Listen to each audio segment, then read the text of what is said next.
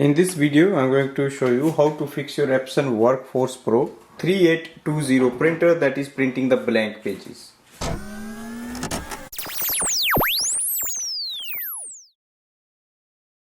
There are only two reasons your printer is printing blank pages. The first is there is no enough ink and you need to refill or replace the ink cartridges. And the second is the print head is dried and you have to unclog the print head. Go to the printer display panel. First we will check the ink level. So click on the drop icon. Here we can see all the ink levels are full. That means we don't have to refill or replace the ink cartridges, but we have to do the print head cleaning. Click on the close. Scroll ahead and look for the maintenance. Select print head cleaning. Do it couple of times and it should start working normal. It usually takes around 2 minutes for this.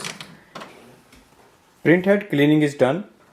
Let's do the nozzle check. So it's going to print a sheet. Click on the print.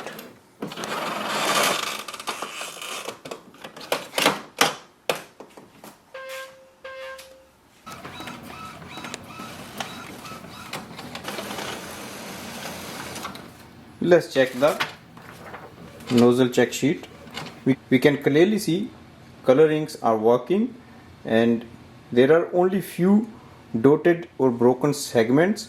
If you want to repair it, you can just again do the print head cleaning. For that, just go to the printer display panel and select the X button. So right now I'm just going to click on the O because it's almost correct, so I don't want to waste more ink on this process.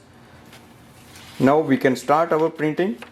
In case this doesn't work, then you have to do the manual print head cleaning, and if you want to know how to do that, you can watch my video on the manual print head cleaning of this printer. Thanks for watching.